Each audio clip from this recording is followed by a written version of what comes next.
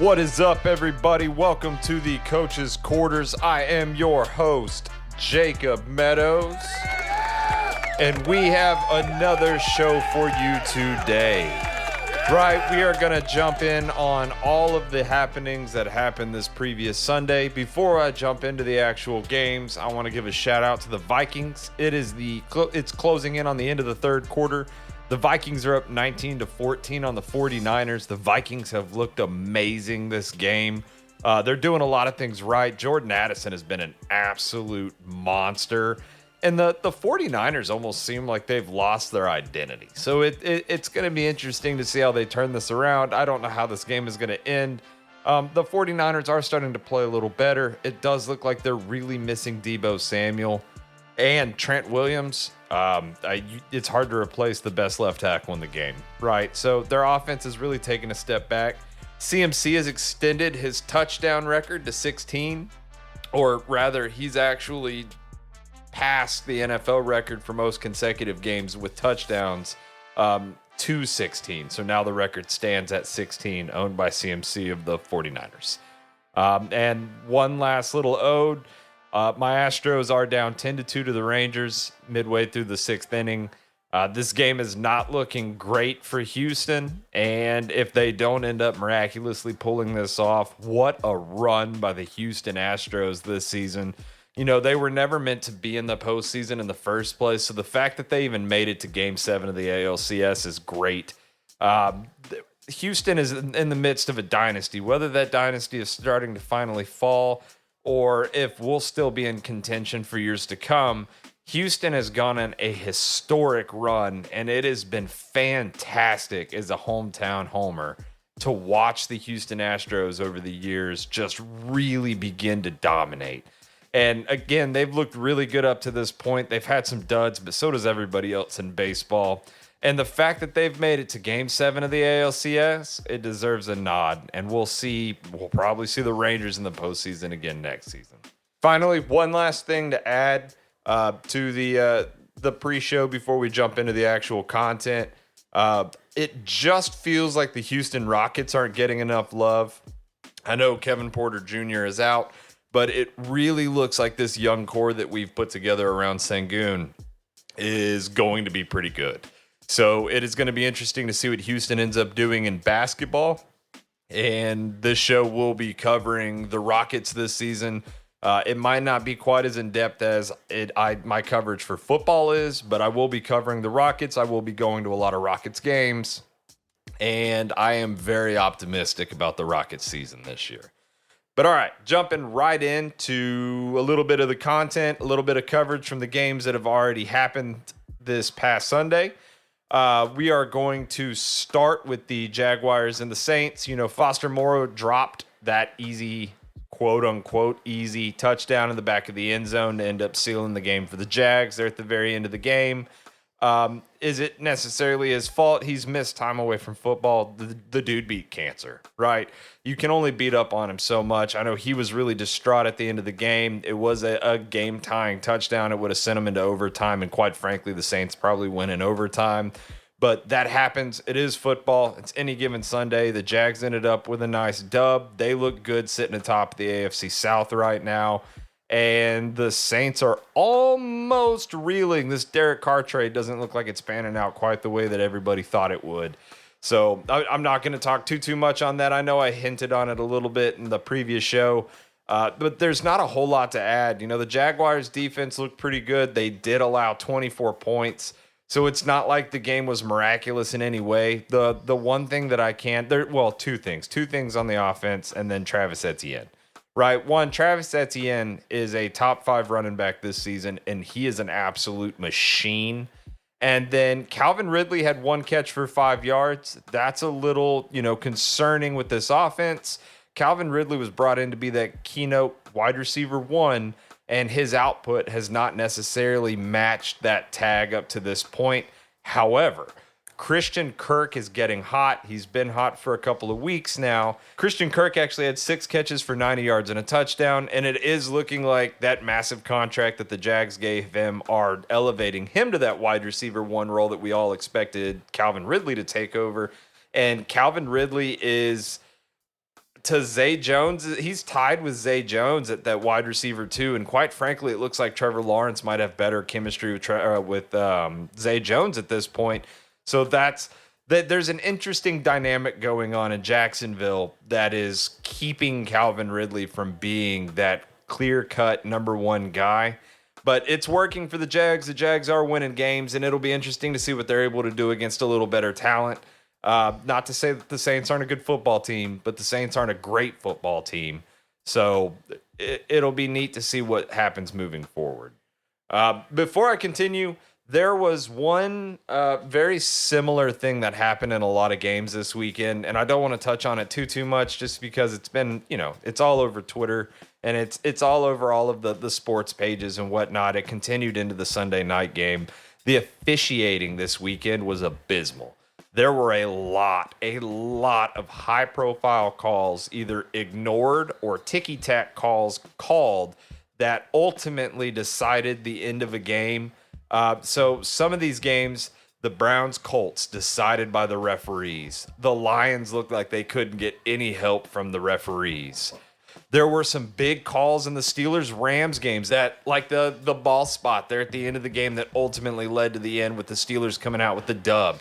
The bad officiating led into the Dolphins and Eagles game on Sunday night. And not to take away anything from the Eagles are a good team. They have a stout defense. Jalen Hurts played piss poor. They were not very good. DeAndre Swift was okay, but he was nothing to write home about. But the referees seemed to just edge the Dolphins out every chance they got. And ultimately that led to the Dolphins losing 31-17. And again, not to say that the Eagles played a bad game or that the Dolphins played a great game. There were some drops, there were some miscues, there were some bad calls. It just seems that the refs really had it out for Miami, and the Eagles ended up with 0 penalties for 0 penalty yards. And that is bullshit. That was a lot of tomfoolery. And most certainly the Dolphins should have gotten a few calls at the minimum. And there were a couple of calls that were pretty suspect. And you hate to say that you think the refs are gambling on the games, but virtually all Sunday, it seemed like the refs were gambling on the games. So it was a very weird trend that continued throughout the day. And that's all I'm going to say on it. And we're going to jump right back in. We have the Lions and Ravens. The Lions were dominated in all 3 facets of the game. They've already come out and stated that, the NFL gives Detroit a pass for this mulligan of a game where, quite frankly, if this is the Lamar that we all thought we were going to see when they built a wide receiver core around him. Lamar was unstoppable. If he played like that every week, the Ravens would go 17-0 and they'd win the Super Bowl. The Ravens looked immaculate. And then the Lions just couldn't get anything going. Jared Goff looked like he was shaken up all game. Jahmyr Gibbs, despite having a good game, is not David Montgomery. They didn't have that consistent running push all game. And then the receivers couldn't get anything going. Amon St. Brown he's good. He's very good. He made some very clutch plays and he had a good game. But beyond him, you just didn't have that oomph, that big second receiver that can just put things away. They just did not have that output. Their second best receiver was Jahmyr Gibbs, the running back. He had 9 catches for 58. And if your running back has 9 receptions, something is not going the way that you want it to. I know Sam Laporta had 6 catches for 52. That's great. That was a very consistent game for him. But the drop-off beyond that is very, very large. So you're looking at a team that was having to get the ball out a lot quicker than normal, and they weren't able to generate the yards after catch or the yak yards, and it shows. Like they just couldn't put together anything consistent on offense to really move the chains. And 6 points is all they ended up getting out of this game. And at the end of the day, that made sense.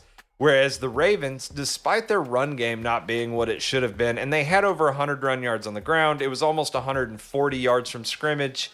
Their run game is weird this year. I don't necessarily understand it.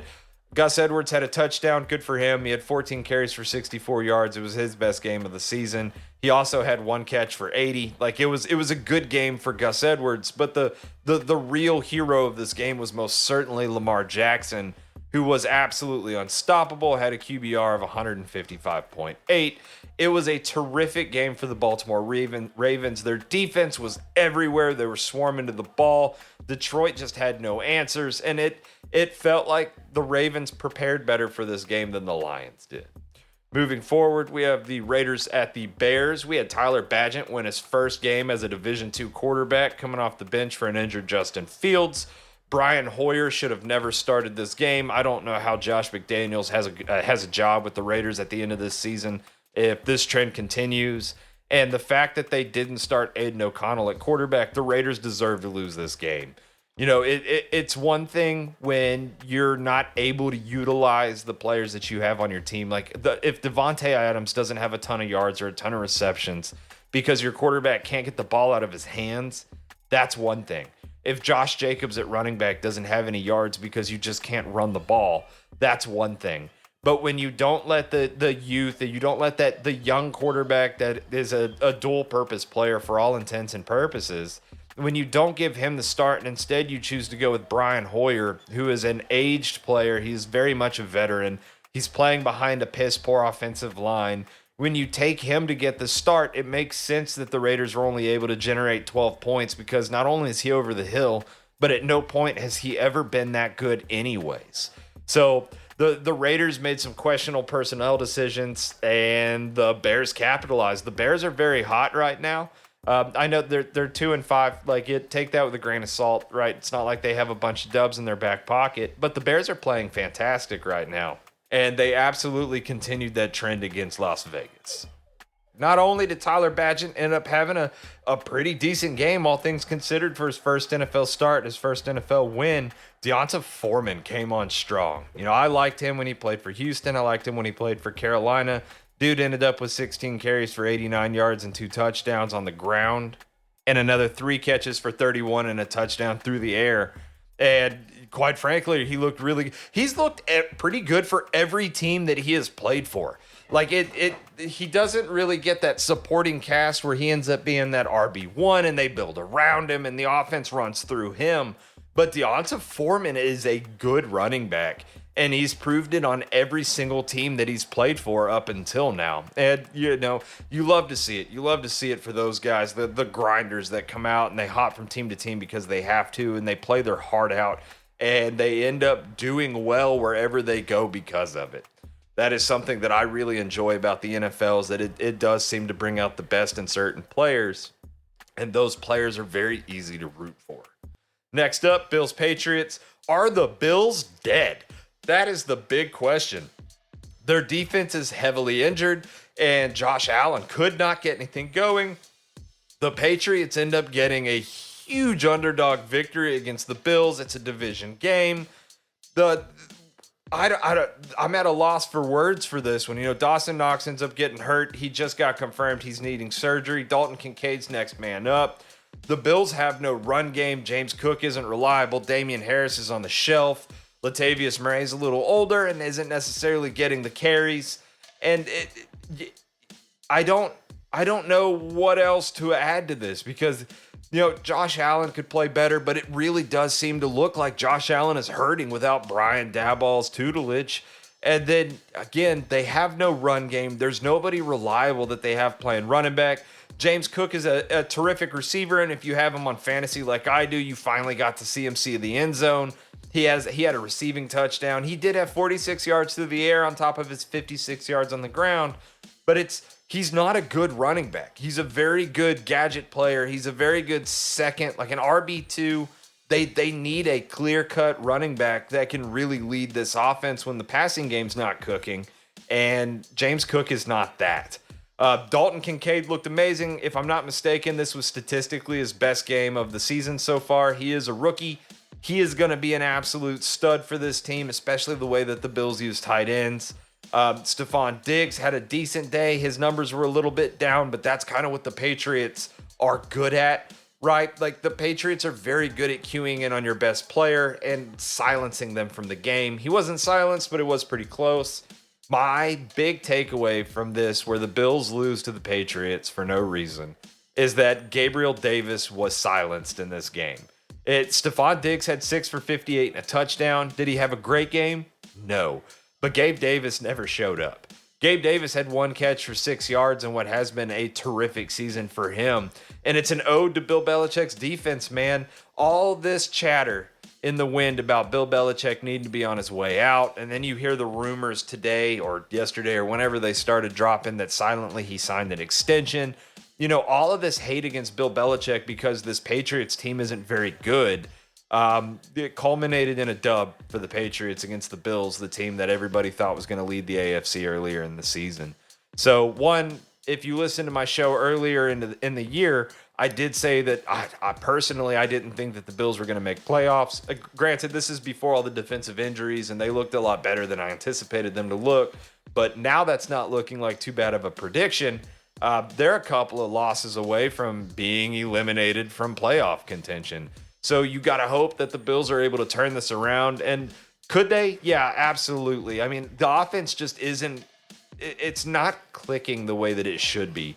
Josh Allen needs to calm down. He needs to take the safer throws more often than not. He needs to stop launching these dumb interceptions.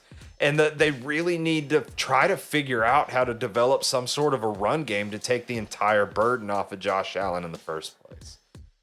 Flip side of this, Mac Jones had the best game of his season. Congrats to Mac Jones. I am not a Mac Jones fan, but he did have an amazing day against a depleted Bills secondary. The Patriots' run game is just as bad as the Bills, except it was worse in this game. They really need to figure out how to protect Ramondre Stevenson and Zeke Elliott. The Patriots have a bottom 5 offensive line this season. There's no other way to sugarcoat it. Their offensive line is just bad.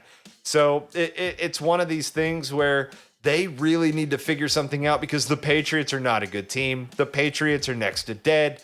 But, you know, if they can get back to the fundamentals, if they can do what Bill Belichick football is, you know, predicated on, it's very possible that the Patriots end up making a comeback and can make a run for the postseason at the end of the year. That is what I'm going to cover for them. Moving on, the Giants and the Commanders, both of these teams are bad. Sam Howell is not a great quarterback. That Washington offensive line might actually be the worst in the NFL. And this was just a boring game to watch unless you are a Tyrod Taylor fan or a New York Giants fan in general. I do love Tyrod Taylor. I've been a fan of his from every team that he's played for, from Cleveland to Houston to the Giants.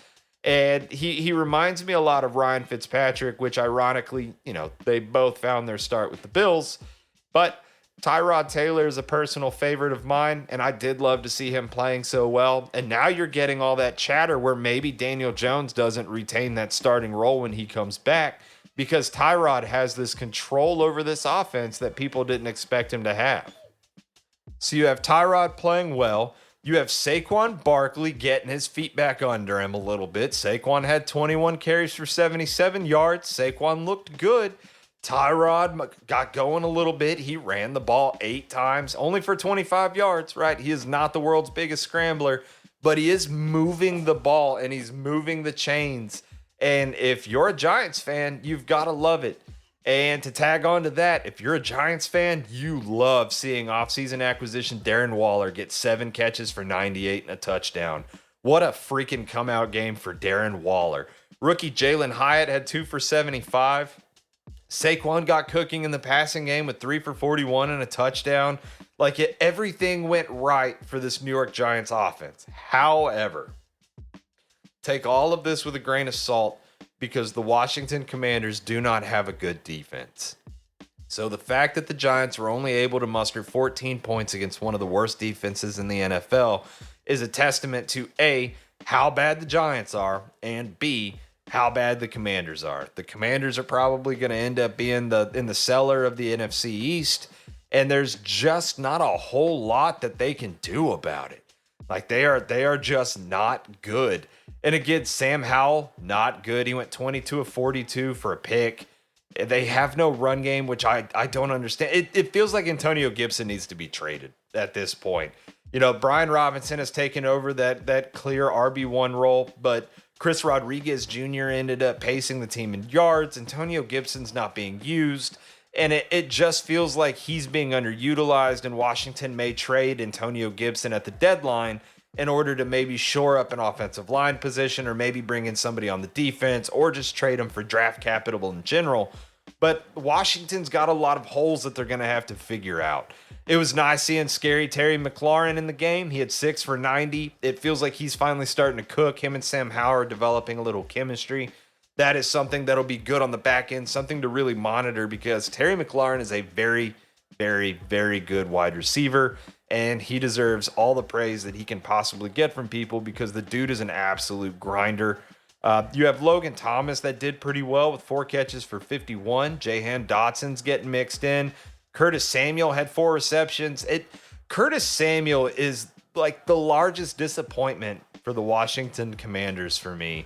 When he was traded over from Carolina, I really thought that Curtis Samuel was going to be a difference maker. He looked so good in Carolina in that offense and came to Washington and he has been just a nonstop disappointment when he's healthy. He's been hurt quite a bit, but when he's healthy, he is just not the difference maker that he was in Carolina.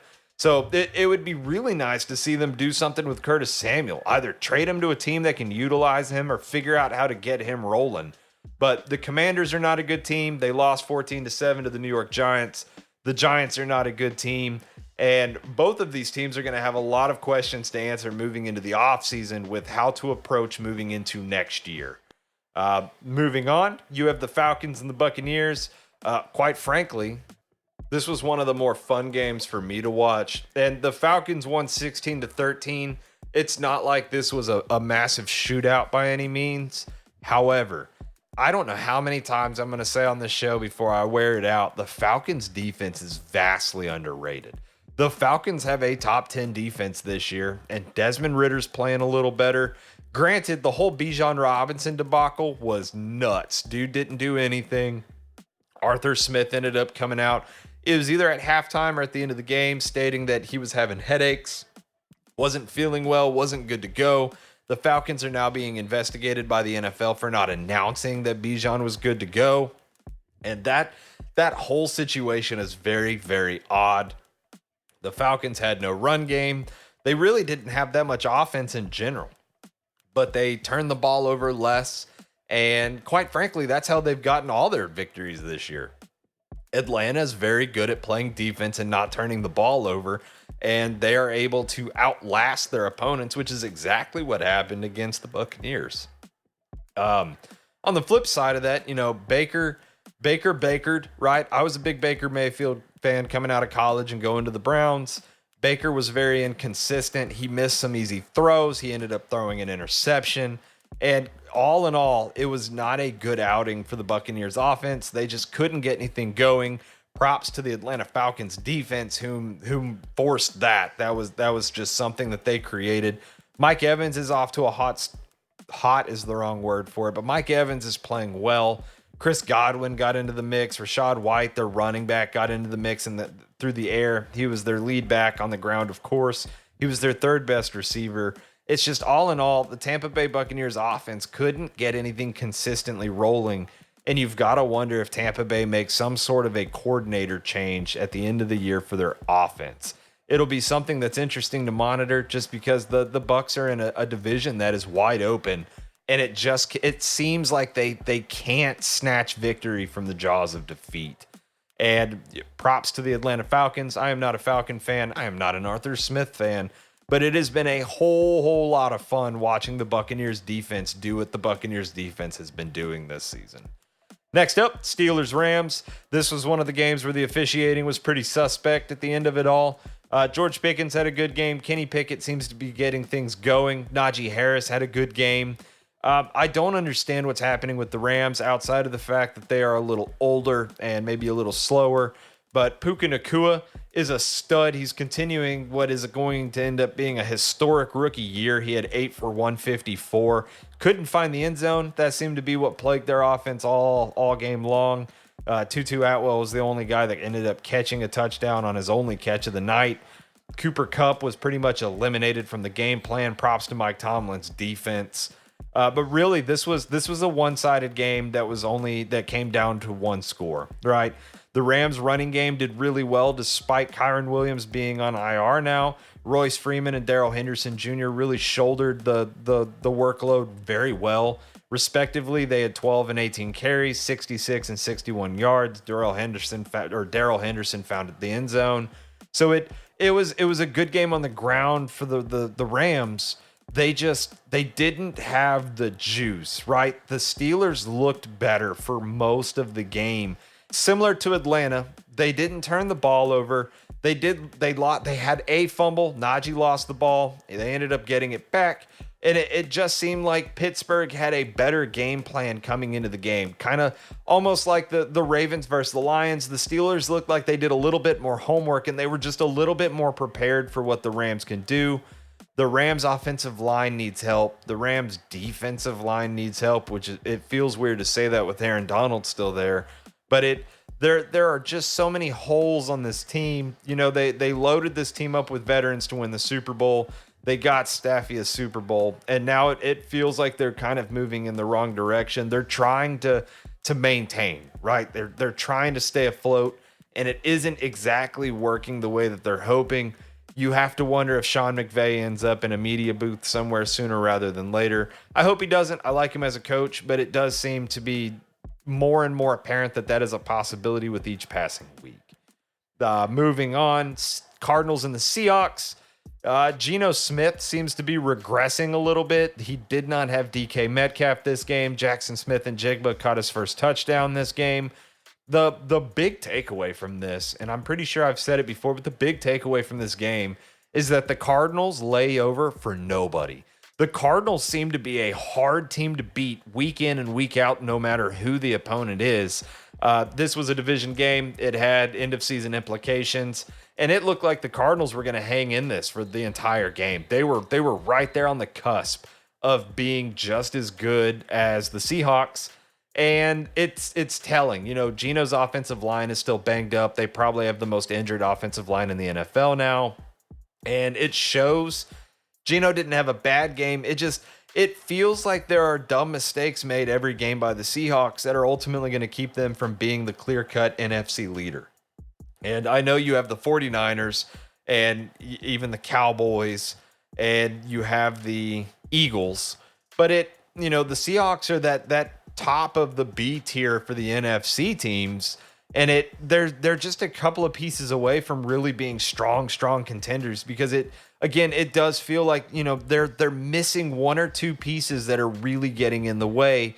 Either that, or Pete Carroll's play calling's not what it was, or Geno is just kind of losing that pizzazz that elevated him into the heavens of hierarchy after the Russell Wilson departure last season.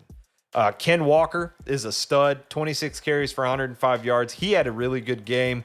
He helped my fantasy team out a lot. Shout out to Kenneth Walker III. But it's one of these things where the Seattle Seahawks are leaving a little bit to be desired, and you wonder if they're going to be buyers at the deadline. Their defense played pretty well. Again, they held Arizona to 10 points, but Arizona hung 10 points on them in a game that only had 30 total points scored. The Seattle defense is not what it was. Bobby Wagner led the team, but he is a shadow of what he used to be. They ended up losing Uchenna Nwasu. They ended up losing him to a torn pec for the rest of the season. It's going to be interesting to see how they end up replacing him long-term for the rest of this year, considering the Seahawks are contenders for the playoffs. And yeah, it's just one of these things. I hope, for the Seattle sake, I hope they're able to turn this around and, maybe get a little better play out of their team. Good teams find ways to win no matter what. Seattle won. Seattle is a good team. You just have to want a little bit more out of them, considering they're playing a team that has been openly tanking this season. On the flip side, Arizona looked better than I expected them to look. Josh Dobbs is playing decent football. He didn't find the end zone, but he didn't find the end zone through the air. He ran one in. He had 7 carries for 43 yards. This Arizona offense has more holes than what it looks like it has. He's been playing very, very well in place of Kyler Murray. Kyler Murray is back. We should see Kyler Murray mix back into the fold within the next couple of weeks. They are not rushing him, which is good. It would almost make more sense to shut him down for the season as they prepare to, go into the offseason with a top pick. It does not look like that's going to be what ends up happening. But Hollywood Brown, it was announced that they were not going to try and ship him off at the deadline. They probably wouldn't advertise if they were publicly. But I don't think Hollywood Brown ends up getting shipped off. Trey McBride looked pretty good. They have a Jim and Michael Wilson who came virtually out of nowhere. Zach Ertz is still playing pretty formidably well considering his age and the fact that quite frankly, I don't know if he's tight end 1 or tight end 2. This Arizona roster is confusing. But he has played decent this season. Doesn't seem to have the chemistry with Josh Dobbs that you would hope, but he is playing decently this season. The big gem to me is, it's Emari Demercado, who is the rookie running back for the Cardinals, super lightning quick, and I do think that he's going to end up being a contributor on this team next season. He had 13 carries for 58, which isn't a flashy stat line, but considering the circumstances, he has been incredible for Arizona this season. Moving on, the Broncos beat the Packers. That was one that I called. The Packers are not good. I did say on the last show that if Aaron Jones played, I did think the Packers were going to win. Aaron Jones played. They're not. They have no consistency at quarterback. Jordan Love is not Aaron Rodgers, and the Broncos outplayed them for almost 4 quarters of football. I'm just going to glaze over that one. Nothing spectacular happened in that game whatsoever. It's been kind of the same issues on both sides of the ball for both teams. It was a sloppy game. The Broncos ended up outlasting them. Props to Sean Payton and the Broncos. It was a fun game to watch if you like defense. Moving on, Chiefs and Chargers. This is always a really good game. The over almost always hits. However, it did not hit this year. It was 0.5 points under the over. And the big takeaway from this game, and it's been a big takeaway for the last couple of games for the Chargers, is that Justin Herbert has regressed. I don't know if it's because Kellen Moore took over that OC role. Maybe we'll see a switch up at offensive coordinator moving into next year. But this Chargers offense has regressed. Austin Eckler is back. He didn't outpace Joshua Kelly on the ground. They are missing Mike Williams, their under contract wide receiver. However, Josh Palmer led this game. Justin Herbert cannot hit Keenan Allen. For whatever reason, there seems to be a disconnect between Justin Herbert and Keenan Allen. And that is the biggest thing that I have been monitoring in these Chargers games, is that Justin Herbert is just, it's like he's a different player when he's throwing the ball to Keenan Allen. So my big thing for this game is that Justin Herbert has regressed. He does not look good this year. And there's a problem between him and Keenan. Keenan's had a couple of terrific games, but bulk average, just across the season against the average, Keenan Allen is having a down year because Justin Herbert just can't seem to find him the ball. Like it is one of these things where Justin Herbert, it's almost like he's trying too hard and he ends up getting in his own head and he misses the shot. Where on the flip side of this, the Chiefs were able to win this game without a run game. Travis Kelce had an absolute career day. Not really, but an absolute career day on National Tight Ends Day. He had 12 catches for 179 and a touchdown. Shout out Travis Kelce. ESPN had a ridiculous stat where his stats are blown with Taylor Swift in the stands. Travis Kelce's playing almost double as good as he is without. And the Chiefs are becoming a powerhouse. They have a better defense than they've had in years past, and their offense is starting to get hot. They traded for Mecole Hardman. You saw him in the game. Rashee Rice is starting to cook. Travis Kelce's getting healthy. And it just seems like this Chiefs team is gaining steam at the right part of the season and will ultimately be what should be the best team in the AFC yet again. And final game of the night that I'm going to cover, the Eagles versus the Dolphins. I can't emphasize enough that the refs had a major impact on this game. However, A.J. Brown had another, I believe this was 5 games in a row with 125 plus yards. He is having an incredible season. Jalen Hurts threw a pick 6, but still looked good himself. The tush push is unstoppable. DeAndre Swift and Kenneth Gainwell make for quite the RB1 and RB2 1-2 punch, despite the fact that their yards were down in this game. Miami's defense played better than I expected them to. at the end of all of this, Miami's defense played a whole lot better in this game. They were much better prepared than I expected them to be.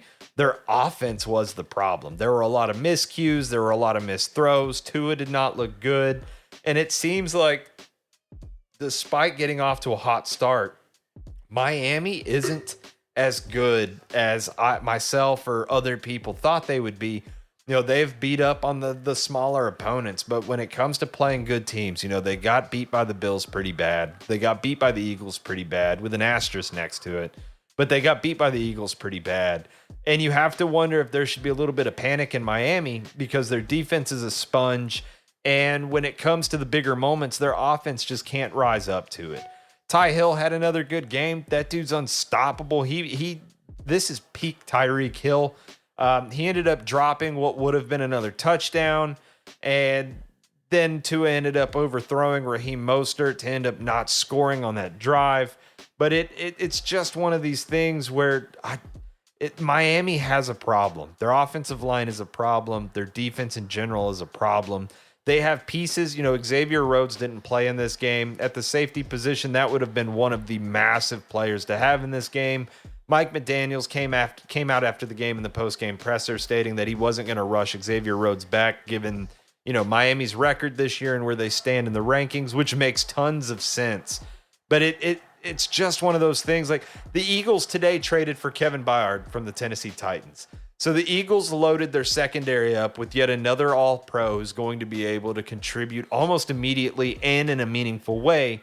Whereas Miami has to eat these injuries, and they're not responding in a meaningful way. They're not replacing these injured players with other players. They're not loading up. So it'll be interesting to see what they do at the deadline, because if Miami really wants to contend with the top of the AFC, the Chiefs, they're going to need a little bit more firepower, not on offense, but on defense and potentially on the offensive line, where they're not great. Tua only got sacked 3 times. However, they need help. Their run game was kind of crippled. That it was almost an Achilles heel this game after them being the best rushing team in the NFL. So it's one of these things where despite the injuries, you know, Devon Achane is still out. But Jeff Wilson should have been back. Salvon Ahmed wasn't good. Raheem Mostert wasn't good. And then even in the passing game, behind Tyreek Hill and Jalen Waddle, they just didn't have very many contributions. So it looks like Teron Armstead might end up being out of Miami. If he's not out, they're going to have to find some sort of depth behind him because he's unreliable. They could use a little bit of interior help on the offensive line. And overall, they need some help on the defense. But that is all the games. Just to cover where we're at in the current games going on right now, the Vikings, with 2 minutes left in the game, are currently beating the 49ers 22-17 with 2 minutes left in the fourth. They very well might hand the 49ers a second consecutive loss with Deebo Samuel on the sideline. That is an interesting turnout. The Rangers are now beating the Astros 11-3 at the bottom of the eighth. It does look like Houston's going to be eliminated from the ALCS. What a freaking run by the Astros. If they end up pulling this out, hell yeah. But if they don't, what a run by the Astros, and what a game by the Vikings, who look like they're really starting to turn it up, you know, right when the season's starting to matter, right? If the Vikings go on a run, they are very much in the hunt for a playoff seed, with as down as that division is, with the Packers being not what they were. You know, the Lions are going to end up taking control of that division, but the Vikings could get a wild card play in from the same division. So it'll be interesting to watch what the Vikings do moving forward, because they are very much in the hunt for that second best, or possibly even first, if Detroit starts to crumble. So look out for that. But with that being said, I am signing off. Thank you all very much for tuning in for this week's episode. I should be back one more time before this coming Sunday. I love you all, and thank you for being the best fans on the planet. I'm out. Peace.